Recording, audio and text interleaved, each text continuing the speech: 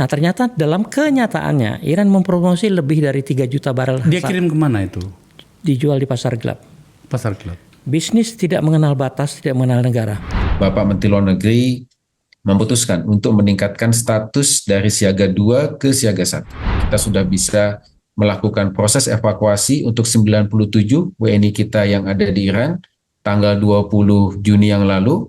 Dan alhamdulillah sudah berada aman. Warga negara kita baru lapor ketika ada masalah. Tapi ketika situasi darurat, it's too late. Ya, kita akan sulit untuk menggerakkan warga negara kita ketika datanya tidak akurat. Ternyata Israel dan Iran itu sama, pengecut. Hanya berani sama anak kecil, kira-kira gitu. Rusia nggak berani dia serang. Cina dia nggak berani serang. Tapi yang musuhnya Israel malah diserang, walaupun jauh. Nah, kembali kalau tadi endingnya seperti apa, banyak beredar Perang Dunia Ketiga. Kalau saya, Perang Dunia Ketiga terlalu jauh.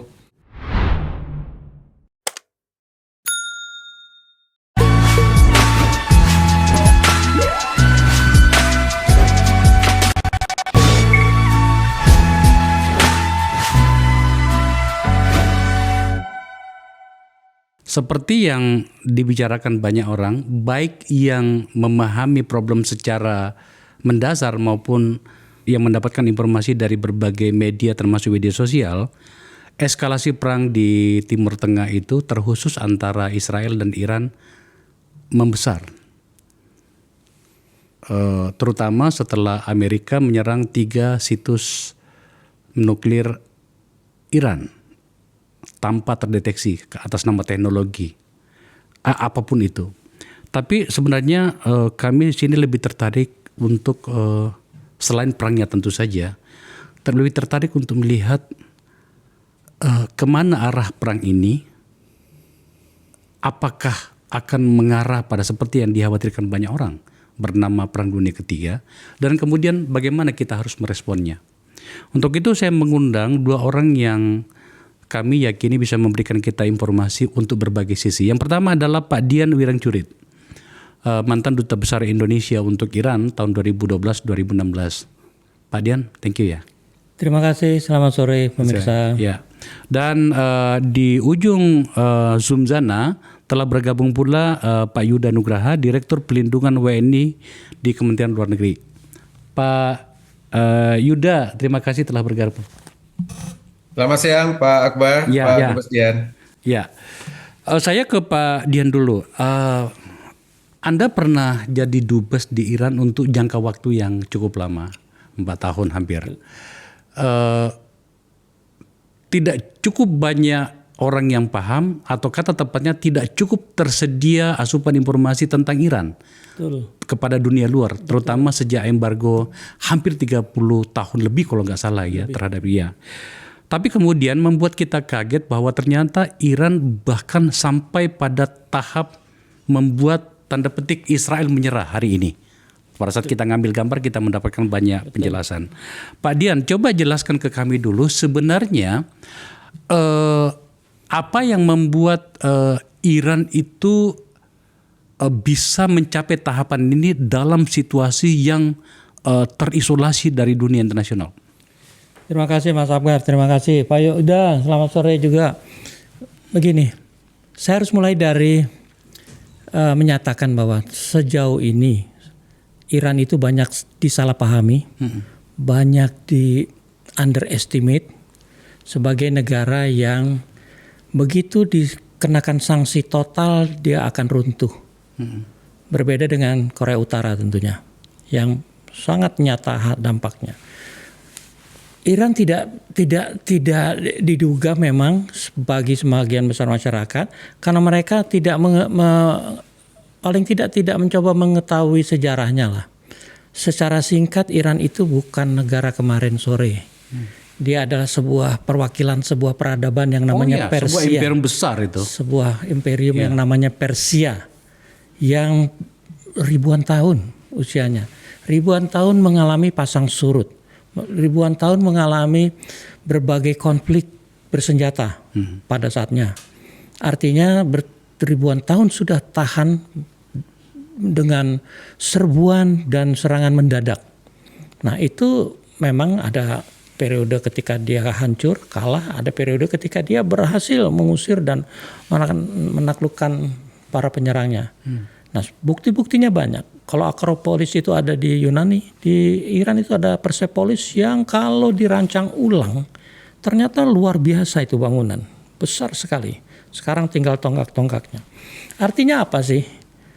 Darah daging Persia itu sudah ada di DNA-nya orang Iran menurut saya. Karena dia punya daya tahan yang luar biasa. Dia punya inisiatif untuk terus berusaha mengatasi hambatan besar, bukan hambatan yang ringan. Makanya kalau orang bilang katanya orang Yahudi adalah orang-orang yang pintar, buat saya ya saingannya Iran, Persia gitu ya. Nah kalau dibilang sanksi katanya mengucilkan, ya buat Korea Utara memang dampaknya luar biasa. Buat negara Afrika yang disanksi, buat negara Amerika Latin yang pernah disanksi, memang dampaknya parah. Tapi mereka lupa, Iran punya dua hal yang juga, bukan yang juga, tapi yang sangat strategis. Minyak dan geografi. Geografinya itu sangat strategis. Karena di sekitarnya adalah penghasil minyak yang kalau dikumpulkan itu mungkin hampir atau lebih dari setengah minyak dunia ada di sana. Di kawasan Timur Tengah ini. Nah sampai saat ini atau sampai berapa puluh tahun ke depan saya masih yakin yang namanya energi fosil itu minyak dan gas akan menjadi energi utama yang menggerakkan semua hal. Baik transportasi, industri maupun militer. Nah kalau tadi Mas Akbar nyinggung kok bisa mereka punya masa jaya bersama Amerika ketika masanya sah. Tapi ketika revolusi, monarki runtuh, Amerika keluar, mereka lupa softwarenya masih ada di sana. Makanya ketika sanksi dengan Amerika atau dengan revolusi itu negara barat keluar, Eropa dalam hal ini Perancis yang menguasai otomotifnya Iran. Itu Iran sekarang sudah bisa produksi mobil sendiri dengan teknologi yang dia kembangkan sendiri berdasarkan peninggalan. Program nuklir Iran itu juga ditinggalkan oleh Amerika melalui programnya yang Atom for Peace. Nah, softwarenya sudah ada semua di sana. Makanya ketika mereka diserang dengan sanksi yang tidak pernah ada presidennya, Mas Akbar, dalam sejarah dunia, sebuah negara seperti itu dikenakan sanksi yang berlapis-lapis dan hanya dialami oleh Iran. Mereka punya software itu mereka kembangkan sendiri, tidak perlu orang banyak tahu. Yang pasti sekarang dia militernya mampu membuat kapal selam, mampu mulai membuat kalau yang di permukaan bisa, kapal induk mungkin dalam proses, tapi kapal udara prototipnya sudah mulai dicoba. Itu yang saya maksud Pak Dian, sorry saya salah. Bagaimana kami yang tidak paham tentang Iran ini harus bisa memahami pula bagaimana Iran bertumbuh dengan cara yang diam-diam tapi spektakuler seperti ini. Contoh misalnya dalam hal persenjataan. Kita tidak pernah mendengar bahwa Iran mendapatkan pasokan. Mungkin ada secara diam-diam ya kerjasama dengan Rusia dan Korea Utara barangkali. Tetapi kemudian ternyata kemampuan persenjataannya, kita percepat saja menuju ke arah perang, itu ternyata sangat mengagetkan hingga membuat Israel yang angkuh bertahun-tahun itu akhirnya menyerah meskipun tak dikatakan secara formal. Itu yang kita pengen tahu Pak Dian. Dunia ini sampai tadi saya singgung berapa puluh tahun ke depan masih akan mengandalkan energi. Nah, produksi minyak gasnya Iran itu salah satu terbesar di dunia. Itulah yang sumber menghidupi mereka. Saat ini saja sekitar 4 juta barel itu Iran mampu memproduksi minyak. Tapi dengan sanksi, Barat termasuk Israel memperkirakan Iran akan tidak mampu menjual sehingga hanya bisa memproduksi 1,4 juta untuk konsumsi dalam negeri. Nah ternyata dalam kenyataannya Iran memproduksi lebih dari 3 juta barel. Dia kirim kemana itu? Dijual di pasar gelap. Pasar gelap. Bisnis tidak mengenal batas, tidak mengenal negara. Selama ada keuntungan siapapun akan mengejar. Dan banyak broker-broker yang berasal dari Barat. yang memanfaatkan minyak Iran yang dalam konteks bisnis sangat lazim country of originnya dirubah misalnya. Karena mereka Iran sama Irak kan baik tuh hubungannya sekarang. Jadi minyak-minyak Iran itu banyak yang dipasarkan melalui sana. Tidak ada secara hukum tidak ada larangan karena yang dipakai adalah kilang-kilang Irak. Juga dari segi itu saja di kawasan Teluk itu mereka tahu bahwa kayak seperti Qatar, seperti Dubai, Emirat itu kan banyak dipul minyak-minyak dari sana baru disalurkan melalui tangkar-tangkar besar. Itu satu hal Pak, menyangkut dengan minyak. Tentu saja negara yang memiliki sumber daya alam pasti kaya. Biaya dari hasil jual minyak itulah yang digunakan untuk memajukan R&D-nya, litbangnya. Dan Saya mau ngomong soal itu. Kalau negara lain mungkin kalau kaya beli. Ya. Ini kan tidak. Tidak bisa beli. Iya, dia kena embargo, apapun namanya kan gitu. Meskipun beli katakanlah misalnya beli pesawat, tapi nggak dikasih senjata, ngapain juga itulah. Tidak nah, bisa. Pertanyaannya pada bagian ini adalah bagaimana bisa sebuah negara yang sedang tertekan begini itu mampu mengayak ilmu pengetahuan, mampu mengejar masa depan, mampu menunjukkan diri secara sangat spektakuler, hingga kemudian negara-negara yang selama ini menganggap mereka sudah selesai ternyata ternganga sekarang. Betul sekali Mas Akbar. Iran punya softwarenya tadi saya sampaikan, biayanya ternyata siap punya. Tapi memang Iran dalam beberapa hal dibantu oleh pakar-pakar lain.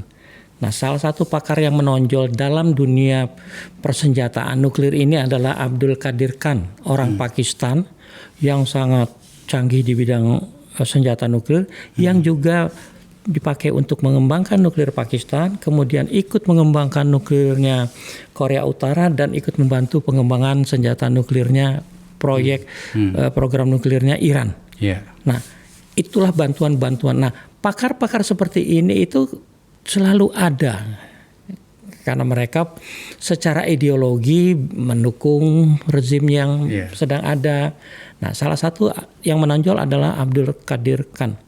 Nah, itulah yang membuat program nuklir Iran itu bisa bergerak tanpa banyak diketahui karena Iran itu tidak seperti Irak yang hanya disatukan program nuklirnya di satu tempat, Iran disebar. Jadi ini menarik nih, sorry Pak. Anda ingin mengatakan bahwa situs nuklirnya Iran itu tidak hanya 3 seperti yang ada dalam gambar. Coba tampilkan gambarnya bagaimana Amerika berhasil mengebom 3 fasilitas itu tadi. Fordo, Natanz, Isfahan. Fordo, Natanz, Isfahan. Ternyata menurut Bapak ada berapa semuanya? Ini yang ada di peta. Iya. Ini yang diduga oleh IAEA menjadi komponen pembuat senjata nuklir. Oke. Padahal diakui atau diketahui atau tidak, pusat-pusat pengembangan nuklir Iran itu ada sekitar 30-an mungkin. 30-an. Tersebar di seluruh negeri. Makanya kemarin ada kabar sedikit potong bahwa Iran bilang katanya yang diserang kan sudah kosong gitu kan. Ya, mungkin saja karena pelan-pelan dipindahkan. Karena ini 7 sebenarnya, yang merah-merah ini 7 itu yang disasar oleh IAEA dan Amerika. Bandar Abbas, Bushehr, Arak itu juga. Pokoknya itu yang dianggap besar, yang menentukan. Memang diserangnya Fordo, Natanz sama Isfahan yang dulunya pusat dari pengembangan program nuklir, memang mungkin melemahkan atau menghentikan sementara. Tapi mengingat pusat-pusat pengembangan ini tidak hanya di 3 itu, buat saya ceritanya bisa lain kalau Amerika masih terus nekat, sementara Israel ya katakan sekarang sudah terkapar gitu ya. Tapi Amerika masih nekat, dia harus mencari lagi di mana, karena Iran itu ada bagian yang sepertiga bagian itu seperti Indonesia, artinya subur, hijau. Tapi ada bagian yang memang padang pasir, gunung batu yang itu semuanya di bawah tanah ya? Ada sebagian diduga di bawah tanah, di bawah bahkan di bawah gunung batu. Di bawah gunung batu. Oke.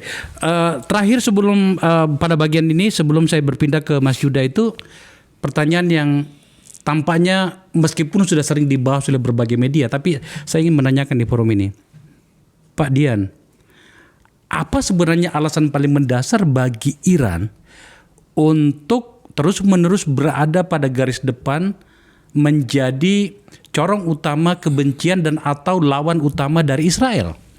Apa yang membuat dasar politik dan apa keuntungan bagi Iran untuk berada pada sikap itu? Pada sisi yang lain, Israel menuding, seperti yang kita baca, Iran adalah penyokong utama seluruh kekuatan-kekuatan baik militer maupun politik yang berada di luar Iran menjadi musuhnya Israel. Ya Hamas lah, ya Yaman lah, dan segala macam. Pertanyaan paling utamanya adalah, apa keuntungan dan apa target Iran untuk berhadapan-hadapan dengan Israel? Pertanyaannya kita mundurkan sedikit menjadi sumbernya. Sumbernya adalah masalah Palestina di Timur Tengah. Yang ingin merdeka di tanah yang diduduki Israel. Itu sumbernya. Berdasarkan perjanjian yang sebelumnya, Palestina diberikan hanya Gaza dan tepi barat. Tapi mereka merasa tanah Palestina itu di seluruh. Itu Israel. Ini hanya Gaza. Ini hanya Gaza. Tapi sebagian besar ini kan Israel nih, diduduki Israel. Diklaim sebagai negara Israel sekarang ini. De facto. Nah masalahnya ini. Palestina sudah berjuang panjang melalui berbagai cara baik kekerasan maupun diplomasi. Tapi tidak menghasilkan apapun. Baru pada tahun 93 setelah Yasser Arafat menyepakati perjanjian dengan Menachem Begin Israel, sebenarnya negara Palestina sudah berdiri, yaitu di Gaza dan di tepi barat. Tapi Hamas tidak mau menerima kalau hanya di ujung barat dan di ujung timur negaranya. Dia mau semuanya. Seperti sejarah bangsa mereka ya. Kalau sejarahnya bisa dikit diperdebatkan tanah siapa. Tapi maksudnya mereka ingin semuanya. Nah, dengan perlawanan itu, coba kalau lihat Gaza, untuk melawan Israel sebesar itu kan tidak mungkin tuh. Makanya kalau kita ingat tahun 67 saja, negara Arab mendukung Palestina. Mesir, Yordan, Syria semua mengepung Israel. 5 negara berdaulat itu bisa kalah sama Israel. Kecuali pasukan Jordan yang menang pada saat itu. Tidak juga, Yordan kehilangan tepi barat. Dia kehilangan tepi barat, tetapi pada beberapa pertempuran dia menang loh Pak. Setelah Yom Kippur iya. Yom Kippur ya. 73. Betul. Bukan 67. 67 kehilangan kok. Mesir kehilangan Sinai. Syria kehilangan Golan, Lebanon kehilangan Saab Farm istilahnya, dan Arab Saudi kehilangan dana dan segala macam. Setelah itu berhenti. Tapi Palestina yang khususnya Hamas meneruskan perjuangan itu. Nah pertanyaannya Pak, itulah Iran yang ajaran Khomeini harus membantu penindasan, membebaskan negara-negara wilayah yang diduduki asing, dijajah asing. Dialah yang tampil karena ajarannya. Tapi selain itu setelah revolusi, Israel pun yang bersama-sama Amerika keluar dari Iran juga mulai menggalang kekuatan, terutama tadi disinggung sama Mas Akbar, kelompok monarki yang di luar itu kan ingin kembali. Nah itu putra dari Shah Iran ya. Shah Iran si Reza itu. Itulah yang juga dibantu. Makanya beredar video apalagi yang terakhir, Reza sekarang juga sangat dekat dengan Israel. Nah, atas dasar itu, apalagi kalau kita ingat sejarah, Palestina menggunakan juga cara kekerasan terorisme seperti Black September itu. Nah, itu membuat negara Arab sendiri yang tadinya mendukung berubah pikiran. Karena Arab yang tadinya menampung sejumlah pengungsi dari Palestina berubah pikiran akibat tindakan-tindakan kekerasannya Palestina. Palestina kelompok Hamas khususnya. Ya, Palestina kan diusir ya pernah dari Lebanon, pernah dari Irak segala macam. Iran yang tampil dengan dukungan dia baik dana maupun persenjataannya. Saya ke Mas Yuda. Mas Yuda, Pak Yuda, Direktur Perlindungan Warga Negara Indonesia. Kita sudah bicara perang nih. Mau tidak mau kita akan bicara tentang bagaimana nasib kita. Saya itu punya pengalaman sedikit, Pak Yuda. Saya kebetulan berada di Lebanon pada saat Suriah pertama terjadi perang saudara itu di sana. Waktu itu dubesnya kalau nggak salah Pak Wahid Supriyadi, kalau nggak salah siapa gitu ya, saya lupa. Dan satu-satunya pintu keluar dari Suriah pada saat itu ya tinggal Lebanon saja waktu itu. Saya membayangkan situasi ini terjadi ini gimana nih? Apa informasi terbaru yang bisa Anda share kepada kami tentang nasib warga negara Indonesia khususnya di beberapa negara yang terdampak? Sekarang kan bukan hanya Iran saja nih, atau mungkin Israel atau barangkali Lebanon atau Palestina. Ini sekarang sudah Dubai malah kan, Uni Emirat Arab, bahkan juga Kuwait, di mana kemudian kita mendengar ada banyak mahasiswa kita di sana. Pak Direktur, apa yang bisa Anda sampaikan kepada kami? Baik, Mas Akbar, dapat kami share bahwa sebenarnya sejak 1 April 2024 ketika Israel menyerang konsulat Iran yang ada di Damaskus, kita telah bersiap untuk terjadinya eskalasi. Eskalasi ini bukan hanya terbatas antara Israel dan Iran, namun juga dengan berbagai macam negara tetangga yang lain. Nah, pada saat itu KBRI Teheran dengan Kementerian Luar Negeri telah menyusun rencana kontingensi. Jadi ketika kita bicara bagaimana mengatasi eskalasi ini dalam konteks pelindungan warga negara Indonesia adalah we have to think the worst case scenario. Nah, dalam konteks itulah rencana kontingensi kita susun, dan pada saat itu kita sudah menetapkan status siaga 2 untuk seluruh Iran. Dan kemudian sebagaimana diketahui tanggal 13 Juni yang lalu, Israel menyerang situs-situs nuklir dan juga militer dan juga petinggi-petinggi Iran. Pada saat itu kita sudah memberikan pernyataan tegas, mengecam serangan tersebut dan meminta berbagai macam pihak untuk dapat menahan diri agar tidak ada eskalasi lebih lanjut. Nah, dalam konteks tersebut kita terus memonitor dari dekat situasi yang ada dan kondisinya semakin memburuk, dan sehingga akhirnya pada tanggal 18 Juni kemarin Bapak Menteri Luar Negeri memutuskan untuk meningkatkan status dari siaga 2 ke siaga 1. Nah, ketika siaga 1 itu adalah situasi di mana kita melihat potensi situasi sudah mengancam keselamatan jiwa warga negara Indonesia, dan oleh karena itu sesuai dengan amanat undang-undang kita wajib melakukan langkah-langkah penyelamatan melalui evakuasi. Kita sudah melakukan town hall meeting dengan para WNI yang ada di Iran. Berdasarkan catatan KBRI ada 386 warga negara kita yang warga ada Indonesia di Iran. Di Iran, betul, Mas Akbar. Di negara-negara yang lainnya itu gimana? Berapa banyak, Pak Yuda? Yang di mana? Di negara-negara yang terdampak yang saya sampaikan tadi. Ya, untuk yang ada di Iran 386, yang ada di wilayah Israel dan juga Palestina ada 194, kemudian yang ada di wilayah Suriah ada sekitar 1000-an. Ini mayoritas adalah pekerja migran kita yang bekerja di sektor domestik yang mayoritas data tanpa melalui prosedur, dan kemudian yang ada di Lebanon, yang juga mungkin sekitar saat ini sekitar ada 100-an. Nah, itu konteks-konteks yang kita lakukan, dan kemudian terakhir kita sudah bisa melakukan proses evakuasi untuk 97 WNI kita yang ada di Iran tanggal 20 Juni yang lalu, dan alhamdulillah sudah berada aman di kota Baku, Azerbaijan melalui jalan darat, dan saat ini sedang kita pulangkan secara bertahap ke Jakarta, ke Indonesia. Insya Allah nanti sore tahap pertama evakuasi yang akan tiba di Jakarta.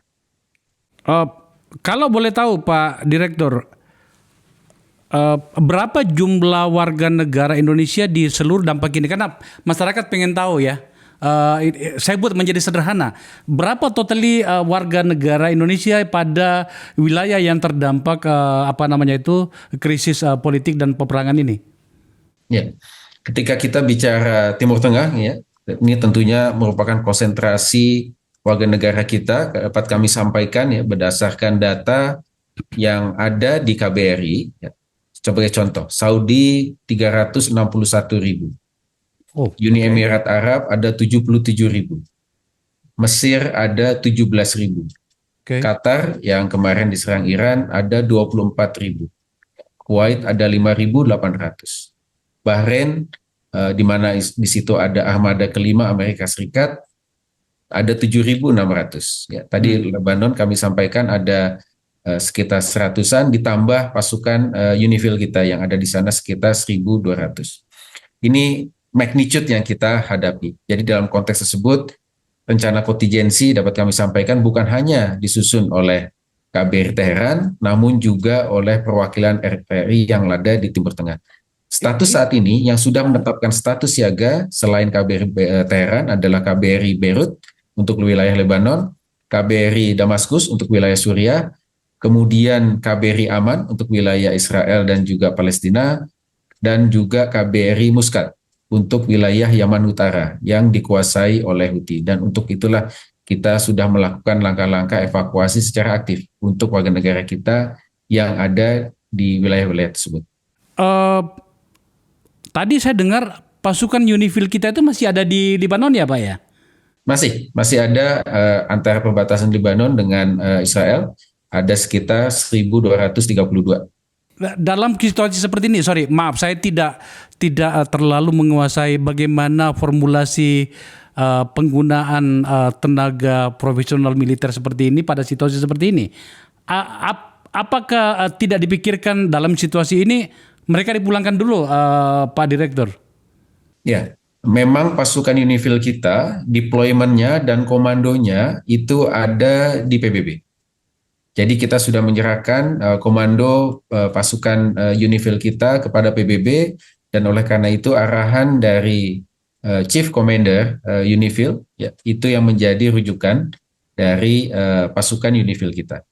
Nah, namun ada mekanisme di PBB juga bahwa aset-aset alutsista yang ada di pasukan UNIFIL kita bisa kita gunakan ketika kita membutuhkannya untuk national interest kita. Jadi dalam rencana kontingensi KBRI Beirut, ya, kita juga mencadangkan opsi penggunaan alutsista yang ada di UNIFIL kita. Salah satunya adalah KRI, yang dulu pada saat pecah perang dengan Lebanon, antara Hizbullah dengan Israel, waktu itu ada KRI di Ponorogo.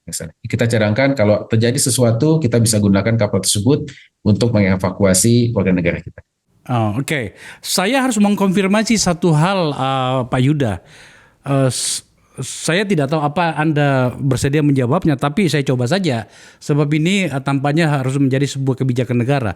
Apa yang saya mau tanyakan adalah, apakah ada negara-negara di kawasan terdampak perang antar negara ini di Timur Tengah yang belum memiliki dan atau belum menempatkan duta besar, Pak? Dalam catatan kami, ya sudah ada duta besar. Sebagai contoh KBRI Teheran, ya duta besar baru KBRI Teheran, Bapak Dubes Roy Sumirat itu sudah dilantik oleh Bapak Presiden dan sudah siap untuk bertugas di Teheran. Ya. Artinya belum sampai ke sana ya, Pak ya? Belum ya, karena memang baru dilantik dan pada saat mau masuk memang wilayah udara Iran kan sudah ditutup. Untuk KBRI kita yang ada di Beirut, Pak Dubes Diki Komar juga sudah ada di Beirut saat ini. Pertanyaan yang sama selaras dengan itu adalah menyangkut dengan duta besar kita di Amerika. Amerika harus kita bicarakan di sini. Kenapa? Karena hari ini saya mendapatkan banyak informasi dan menonton di berbagai televisi internasional bagaimana masyarakat Amerika itu telah memulai sebuah gerakan protes nasional kepada Trump. Di banyak negara, di Michigan, Oregon, di Los Angeles, bahkan termasuk di New York, itu masyarakat telah turun untuk memprotes keputusan pemerintahan Trump untuk menyerang situs nuklirnya Iran maksud saya. Bahkan parlemen tadi saya nonton di Al Jazeera dan CNN International, bagaimana seorang anggota senator di Amerika itu diusir keluar dari ruang sidang. Hal yang tidak pernah saya lihat pada seluruh proses konstitusional di Amerika. Pertanyaan pada bagian ini, kita punya banyak warga negara di sana, Pak. Salah satu negara dengan jumlah warga negara kita terbanyak di dunia itu di Amerika. Apakah duta besar kita sudah ada di sana, Pak? Ya, untuk Duta Besar RI yang ada di Washington DC ya tentunya sudah menjadi prioritas dari pemerintah untuk segera diisi. Tentu ini menjadi hak prerogatif dari Bapak Presiden, tapi kami yakin bahwa proses itu sudah on the pipeline. Ya, ya, tentu saja saya paham Pak Yuda. Apa kalau kemudian apa namanya itu informasinya seperti yang saya inginkan belum saya dapatkan, tetapi karena ini kan juga menjadi concern pada beberapa mantan diplomat kita ya. Salah satunya adalah Duta Besar Indonesia di Amerika, mantan Wakil Menteri Luar Negeri Mas Dino Patijalal yang mencoba untuk meyakinkan kita semuanya. Saya lebih baik menggunakan kalimat yang moderat ini bahwa kebutuhan akan duta besar kita di berbagai negara hari ini, terutama pada situasi seperti ini, itu diperlukan, termasuk Amerika, karena ya kita melihat bagaimana manuver Trump ini.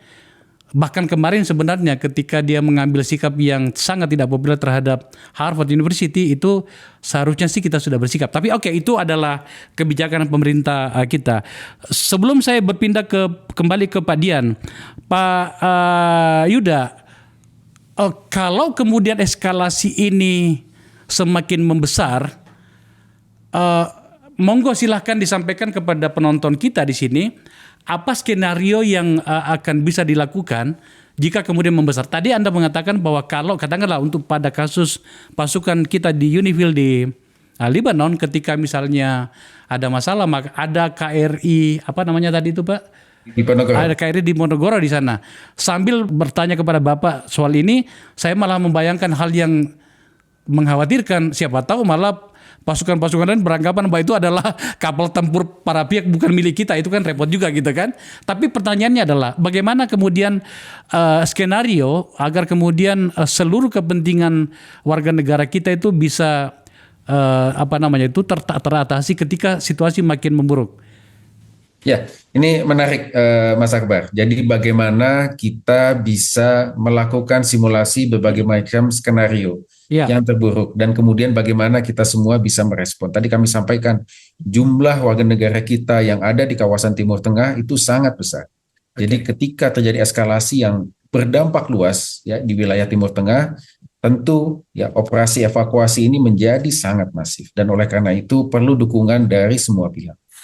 Nah, dalam kesempatan ini mungkin kami bisa share berbagai macam tantangan yang kita hadapi. Pertama, data warga negara Indonesia. Tadi angka yang kami sampaikan itu adalah angka by name by address yang tercatat di perwakilan RI berdasarkan angka lapor diri. Nah, ini banyak warga negara kita yang tidak lapor diri. Pak Dubes Dian ini paling paham. Jadi warga negara kita baru lapor ketika ada masalah. Tapi ketika situasi darurat, it's too late. Ya, kita akan sulit untuk menggerakkan warga negara kita ketika datanya tidak akurat. Ini kami punya pengalaman pada saat evakuasi di Wuhan. Ya, kita termasuk 3 negara pertama yang mengevakuasi warganya dari epicentrum COVID-19. Pada saat itu, berdasarkan data lapor diri, ada 273 WNI kita yang ada di Wuhan dan kemudian kita kirim special aircraft. Kita jemput mereka, kita bawa pulang ke Indonesia. Ketika pesawat itu landing di Indonesia, kami baru aware ada 3 pekerja migran kita yang ketinggalan. Simply karena dia tidak lapor. Dan kami baru tahu ketika sudah ada di Indonesia. Ini sebagai contoh. Nah, inilah kemudian dalam kesempatan ini kami sangat-sangat menghimbau agar warga negara kita, please, lakukan lapor diri. Sangat mudah, bisa online sekarang. Bisa dilakukan kapanpun, dimanapun, 24/7 di peduliwni.kemlu.go.id. Kemudian tantangan yang kedua adalah kesadaran ya mengenai pentingnya bergerak sebelum situasinya menjadi chaotic. Saya rasa iya seperti itu. Ya, ini banyak yang ini sebagai contoh. Mungkin Pak Dubes Dian juga nanti bisa share pengalamannya. Ya, pada saat kami melakukan town hall meeting dengan teman-teman WNI yang ada di Iran, ya dari 386 kan hanya 97 ya yang bersedia dievakuasi. Sisanya merasa masih aman. Ini mayoritas WNI kita kan ada di kota Qom, ya pelajar mahasiswa. Waktu itu teman-teman menyatakan bahwa Pak, saya even nggak mendengar ledakan apapun. Jadi kami masih aman di sini. Ya betul saat ini. Tapi kan kita harus berbicara potensi eskalasi ke depan. Dan ternyata Fordo ini fasilitas nuklir yang diserang oleh Amerika Serikat, itu berjarak 47 km ya dari kota Qom. Walaupun tentunya otoritas Iran sudah menyampaikan tidak ada kontaminasi radiasi nuklir, tapi potensi ancaman itu kan ada. Jadi dalam konteks kontingensi ya bergerak ya melakukan evakuasi itu kita lakukan ketika situasinya masih manageable, kita lakukan. Jangan menunggu sampai very last minute ya kemudian baru dievakuasi, karena ketika situasinya sudah sangat berbahaya, kemampuan KBRI Teheran akan sangat-sangat Ya, betul. Kita paham itu. Pak Dubes mau tambahin tadi? Tambah sedikit mengenai pengalaman aja di Iran, khusus Iran. Beberapa tempat sudah menjadi tugas seorang dubes untuk mempertimbangkan semua hal tadi. Pada masa kami, beberapa rute kami sudah pilih untuk evakuasi. Karena kita tahu konsentrasi penduduk di mana yang terdekat. Kita harus ingat setiap ada konflik bersenjata, sasaran utama adalah airport. Sehingga airport tidak akan mungkin digunakan. Jadi dalam konteks kita mencari jalan darat ke negara tetangga terdekat. Kalau perlu jalan tikusnya. Kalau perlu jalan tikusnya, betul. Nah, itu tugas duta besar selalu menjajaki itu saya lakukan pada awal-awal penugasan saya. Mumpung Bapak ada di sini dan saya boleh berbangga lah. Penonton saya itu di seluruh dunia, warga negara Indonesia di berbagai negara, Pak. Monggo Pak Dubes, disampaikan kira-kira jalan tikus, jalan apapun namanya yang bisa dipakai kalau semakin memburuk di luar dari bandara itu tadi. Betul. Karena itulah kami sangat bekerja sama erat dengan Adhan, Atase Pertahanan. Kita punya di Iran. Oh, okay. Jadi kita minta dari awal ketika saya bertugas, saya minta Pak Adhan itu harus punya teman-teman tentara Iran di pelosok sana. Agar tidak merepotkan nantinya. Iya, kalau ada apa-apa kita sudah tahu siapa yang dikontak. Kita semua tahu siapa kontak person kita di sana. Termasuk orang-orang Irannya sendiri. Jadi kalau misalnya di sana tidak ada penampungan, di kota terdekat perbatasan tidak ada penampungan khusus pengungsi, kita bisa titipkan di rumah-rumah yang kita sudah kenal. Sampai seperti itu. Makanya yang sekarang tadi disampaikan oleh Pak Direktur, kita melalui evakuasinya ke Baku. Tapi saat kami di sana, yang potensial untuk dijadikan pintu keluar adalah namanya Mehran dan Ardebil, juga tidak jauh sebenarnya dari pintu Baku. Nah, maksudnya coba kita punya petanya nggak? Pintu-pintu yang bisa yang ke arah mana ini Pak Dubes? Ke arah Irak. Oh, ke arah Irak malah ya? Ke arah Irak. Oke. Nah, itu Arak tuh. Arab. Nah, sebelah kiri sana itu kan Irak itu. Oh, jadi ada beberapa pintu bisa dipakai di sini ya? Pintu itu kota ya. Kota kecil tentu saja, yang kita sudah jajaki sebelumnya. Itu sudah SOP kami itu. Jadi di Irak itu beberapa titik. Nah, kayak tadi disinggung Fordo, Qom segala macam, itu lebih dekat ke arah Irak kalau untuk evakuasi daripada ke arah selatan atau ke arah yang negara apa yang ke arah selatan dan baratnya, Pak? Yang ke timur itu kan Afghanistan. Oh, oke. Itu Pakistan. Yang bawah ini yang ada kata Google itu Afghanistan. Tapi terlalu jauh, tidak mungkin. Dan tidak ada konsentrasi warga kita di sana. Yang ada itu kota-kota besar seperti Mashhad. Mashhad itu ada di perbatasan dengan Afghanistan. Dengan Pakistan. Nah, itu kita jajaki itu. Tempat-tempat mereka. Tapi setahu saya tidak banyak itu Mashhad tuh dekat bahkan perbatasan dengan Afghanistan ya. Ya. Nah, itu sudah kita jajaki itu. Nah, seperti ini. Isfahan, ada kota Ahwas. Nah, itu juga, itu Kermansyah, itu juga kita jajaki. Ada yang kota kecilnya namanya Mehran segala macam kita jajaki. Tadi yang saya bilang Ardebil itu dalam rangka ke Azerbaijan itu di atas. Oh, yang ke Baku tadi ya? Ke Baku tadi. Ya, Tabriz itu juga ke dekat Turki karena penduduknya mereka banyak bahasa Turki. Jadi kita cari kota kecil di dekat Tabriz sana gitu loh. Nah, Pak Dubes, Pak Direktur juga boleh menyela. Pada kasus seperti sekarang ini, selain faktor di mana konsentrasi warga kita berada, daerah mana atau kota mana atau pintu mana plus negara mana yang paling memungkinkan itu mereka berkunjung dan atau berpindah atau menyeberang dengan menghilangkan risiko terkena dampak perang itu tadi? Ke arah barat pada dasarnya kalau lihat wilayah ini. Tadi kan ada titik-titik nuklir tadi yang sebelumnya. Itu ke arah Irak itu sebenarnya relatif aman karena Irak sekarang ini relatif stabil. Kalau kita berkunjung ke Irak, teman-teman juga kapan main ke Irak itu relatif stabil tuh. Makanya kita jajaki di perbatasan itu. Dan itu lebih dekat ke barat daripada ke arah lainnya. Sementara konsentrasi di tempat lain memang tidak terlalu banyak. Yang berikutnya saya perlu sampaikan, kita mungkin Pak Yuda mungkin agak berbeda ya. Saya tidak pernah menggunakan kata lapor diri sekarang. Karena kesannya itu kita warga itu kok harus lapor gitu loh. Hanya infokan saja keberadaan mereka. Sekarang sudah ada Google, sudah ada segala macam kok. Kalau lapor diri kan kesannya kita harus datang. Tapi mungkin lapor diri itu dalam situasi memang kewajiban Pak Dubes. Katakanlah gini, saya warga negara berkunjung ke sebuah negara, itu seharusnya memang melaporkan diri bahwa wahai Pak Dubes, wahai para diplomat, saya ada di sini sekarang. Kan banyak yang tidak melaporkan diri loh Pak. Banyak sekali. Saya cuma mau bilang begini. Kata lapor itu adalah kata tentara gitu loh. Nah, mahasiswa di KOM itu agak alergi dengan kata lapor.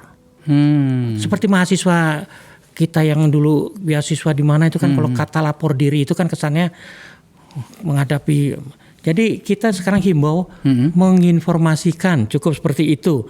Nah, itu kita terima, kita kejar bahkan gitu loh.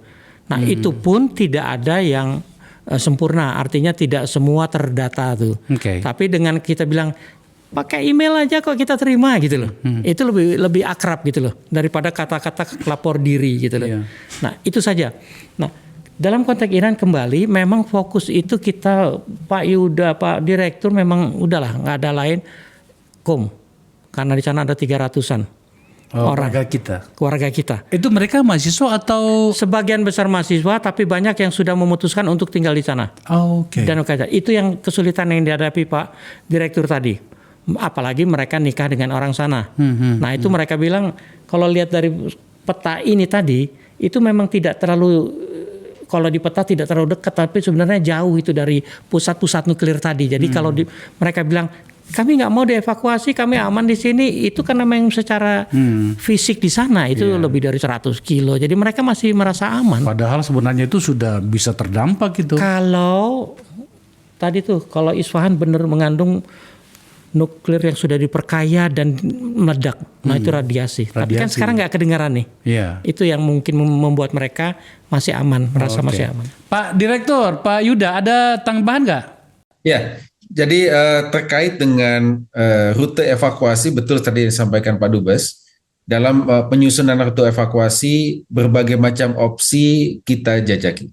Jadi sebagaimana tadi disampaikan ada yang ke arah Azerbaijan, ke Turki, ya ke beberapa lokasi yang lain itu kita jajaki karena kita memahami memang yang paling utama adalah pada saat hari hanya. Karena situasi di lapangan itu sangat fluid. Betul. Nah, ketika opsi-opsinya sudah kita jajaki semuanya dan kemudian kita cross check ya pada saat hari H mana yang paling aman, itulah yang kita lakukan. Nah, jadi memang salah satu opsi pada saat itu adalah menuju ke Baku, Azerbaijan, dan pada saat sebelum evakuasi Bapak Atas Pertahanan sudah melakukan survei di rute tersebut.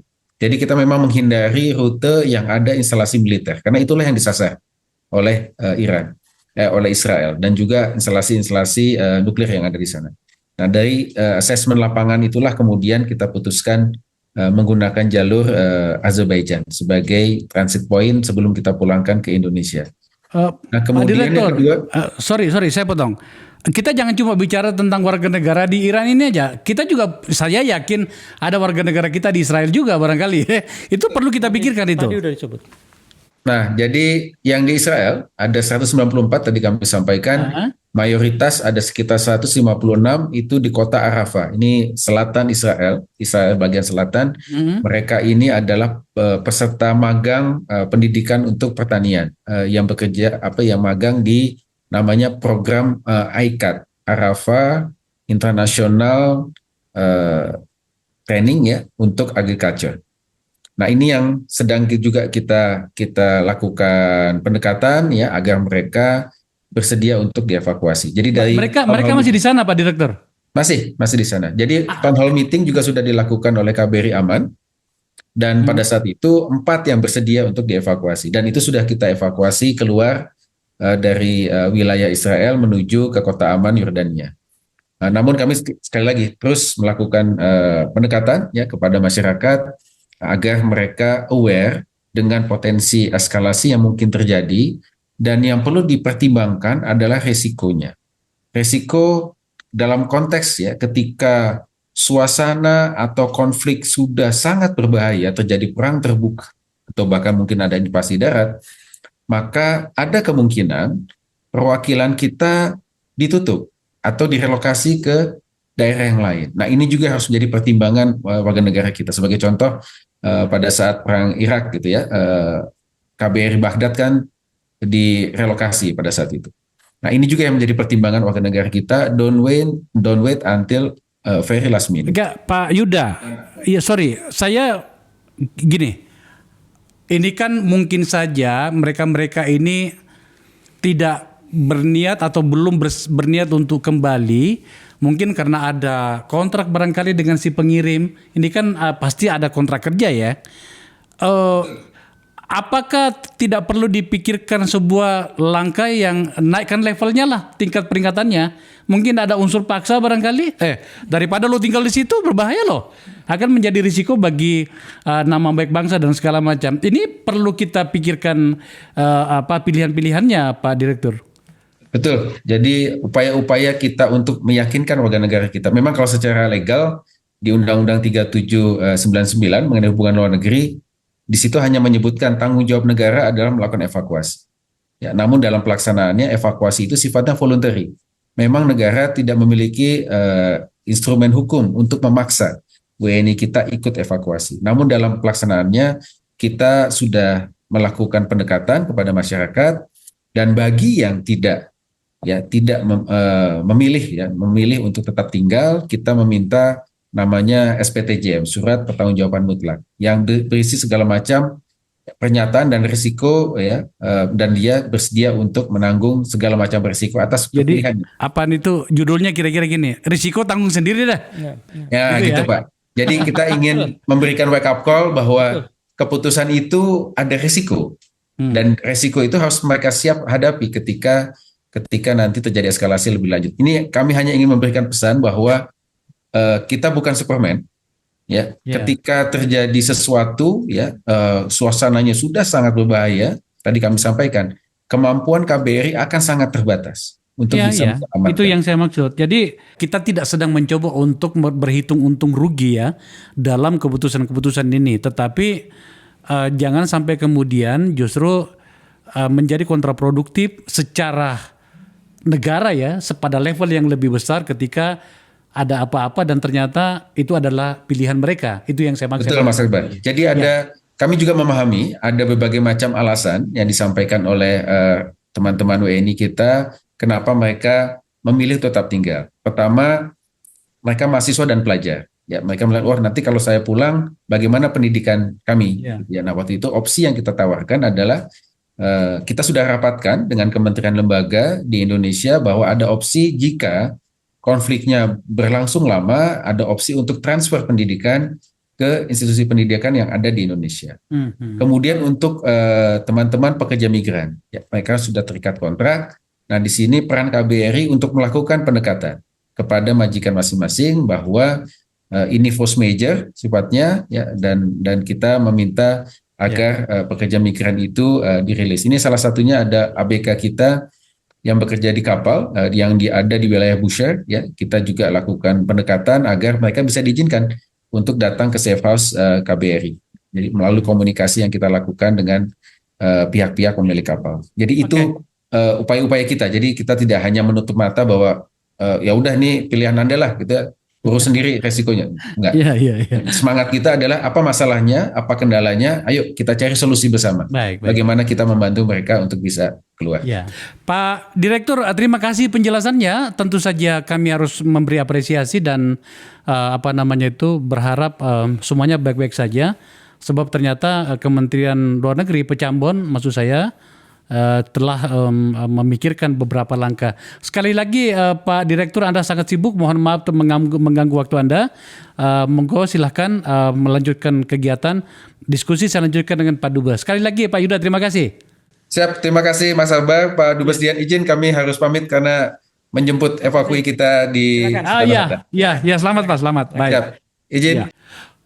Pak Dubes, saya merasa bahwa kita telah melakukan beberapa hal menyangkut soal ini. Kita harus memberi apresiasi pada para pihak, terutama pada para diplomat kita. Saya kembali pada situasi Iran, Israel, dan Amerika tentu saja. Mari kita memikirkannya Pak Dubes. Sekali lagi, Anda pernah lama di sana, memahami mereka, bertemu dengan banyak orang termasuk dengan para elitnya. Kira-kira ujungnya di mana situasi ini? Sebab yang terlontar di ruang publik adalah saling ancam nih.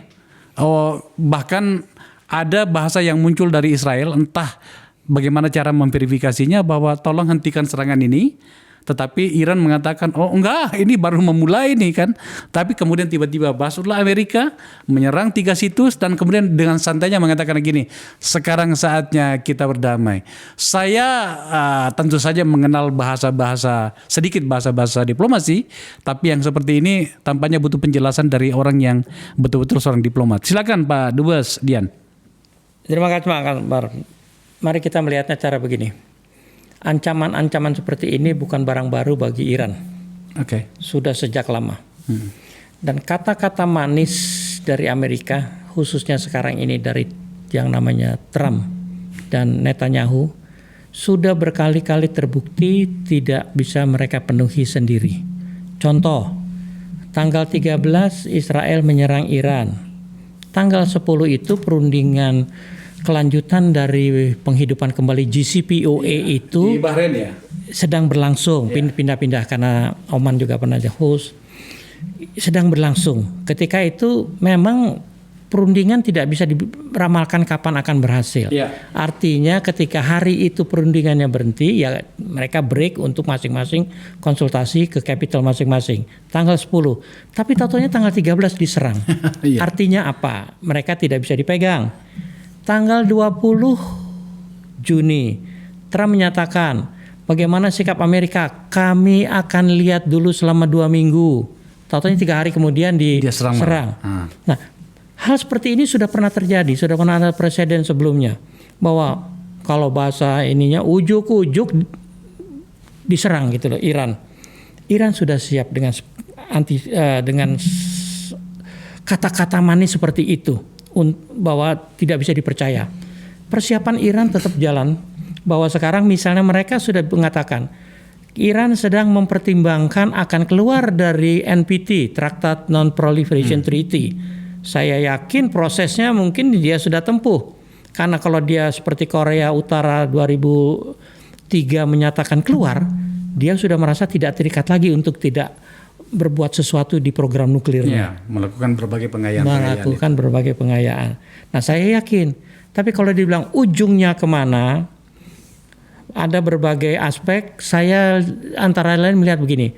Kalau semua ini berjalan normal, tanpa keterlibatan Amerika lagi, saya perkirakan tidak akan sebulan. Kenapa? Nah, ketahanan energinya Israel itu 29 hari. Dia sudah habis-habisan di Gaza, ditambah di Lebanon, ditambah di Houthi sana. Artinya banyak energi, tenaga, pikiran, dana apalagi sudah terkuras. Ketahanannya semakin berkurang. Kalau setelah 29 hari tidak selesai, bukan hanya militernya yang akan kehilangan energi untuk melanjutkan manuver-manuvernya, rakyatnya pun akan mulai bangkit. Anda ingin mengatakan bahwa Iran akan terus melakukan serangan kepada Israel, di mana Israel tak punya pilihan kecuali angkat tangan atau hancur sekalian? Bisa ke sana, tapi yang saya mau bilang, Israel pun pasti akan punya masa cukup. Masyarakat Israel tidak lagi, artinya selesai perang itu sudah stop saja. Toh mereka sudah minta sekarang, Pak. Iya, tapi kan pemerintahnya masih Belum gitu ya. Karena belum menyadari dampak ini kalau energinya tidak cukup sampai menunjang perangnya. Realitasnya gini Pak, kalau saya pelajari ya, sekali lagi saya bukan ahli perang global ya. Kalau saya pelajari narasi dan gambar dari Israel, tampaknya mereka sudah mulai malu-malu, sebenarnya sudah pengen hands up kan gitu ya. Betul. Tapi kan Amerika datang di ceritanya. Mereka kembali mendapatkan harapan untuk itu. Kalau kemudian faktor Amerika dimasukkan ke dalamnya, ada pertanyaan mendasar. Mampukah Iran bertahan? Dan kalau mampu bertahan, seberapa lama? Dan pakai apa untuk bertahannya? Karena inti yang paling saya khawatirkan adalah kalau kemudian Iran sampai pada satu kalimat yang kata orang Jawa nih, TJTB, mati siji mati KB. Saya rasa ini menjadi konsen kita sebagai sebuah warga dunia. Betul sekali, itu juga konsep Iran dalam konteks dengan Israel. Kalau mereka harus perang lebih lama, mereka lebih baik hancur sama-sama.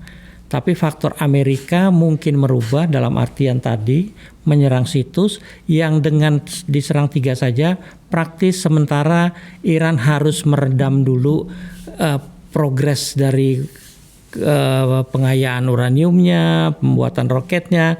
Artinya ada masa Iran sekarang harus jeda. Tapi kalau Amerika masih insist untuk menyerang Iran sampai beberapa fasilitas nuklirnya pun diserang, saya kira mitra strategis Iran, Rusia dan Amerika, Rusia dan Cina tidak akan tinggal diam. Apa artinya? Artinya dia akan bisa juga mengirimkan secara frontal peralatan militer yang canggih ke Iran misalnya. Artinya besar-besaran. Kalau sekarang kan masih peralatan yang memang sudah dibeli oleh Iran. Tapi kalau makin diserang, dia bisa mengerahkan yang lebih dari itu untuk Iran. Pernyataan terakhir ini membuat saya bergidik. Dalam rencana saya beberapa hari ke depan, saya akan bertolak ke sebuah negara di Eropa, Pak, yang sayangnya harus mampir di sebuah negara yang dalam posisi terserang sekarang ini oleh Iran. Saya mulai khawatir gitu ya. Tapi ya mudah-mudahan baik-baik saja. Tetapi intinya adalah tampaknya kita harus menunggu apa perkembangan berikutnya sambil melihat apa langkah yang akan dilakukan pemerintah kita selain tadi yang sudah kita bahas tadi ya. Terakhir Pak, dari apa yang Bapak lihat selama di sana 4 tahun menjadi duta besar, seberapa kuat militer Iran untuk menghadapi pertarungan panjang dan besar? Kalau istilah sekarang selain nuklir ya? Ya. Kalau secara istilah anak sekarang apple to apple, Israel lawan Iran, Israel saja udah jelas kalah. Tapi kalau dengan Amerika ya lain lagi sudah tidak apple dengan apple gitu loh. Sekarang contohnya gampang kok. Kok Iran yang jauh dari Israel bisa diserang, diganggu sama Amerika, diserang Amerika hanya gara-gara kecurigaan sesuatu. Sementara Rusia menginvasi Ukraina, temannya Amerika dan calon anggota NATO, kok Rusianya nggak diserang gitu loh. Cina cawe-cawe di halaman pekarangannya Taiwan dengan latihan senjata berat besar-besaran, kok nggak ditembak sama Amerika untuk peringatan. Ini sebuah program yang masih spekulasi, masih belum terbukti, tapi langsung diserang gitu gara-gara dianggap sebagai ancaman terhadap temannya. Buat saya ini menunjukkan satu, ternyata Israel dan Iran itu sama, pengecut. Hanya berani sama anak kecil, kira-kira gitu. Amerika nih. Tapi Rusia nggak berani dia serang. Cina dia nggak berani serang. Tapi yang musuhnya Israel malah diserang, walaupun jauh. Nah kembali kalau tadi endingnya seperti apa, banyak beredar perang dunia ketiga. Kalau saya perang dunia ketiga terlalu jauh. Yang paling artinya selain 29 hari yang saya bilang tadi bukan pasti minimal ceasefire. Kalau lebih dari itu, buat saya yang terjadi adalah yaitu tadi Rusia makin mengirimkan persenjataan yang membantu dan eskalasi membesar. Tapi kalau perang dunia tidaklah. Perang dunia pertama, kedua diakhiri dengan bom atom Nagasaki, Hiroshima. Di Jepang yang kepulauan dan jauh dari negara lainnya.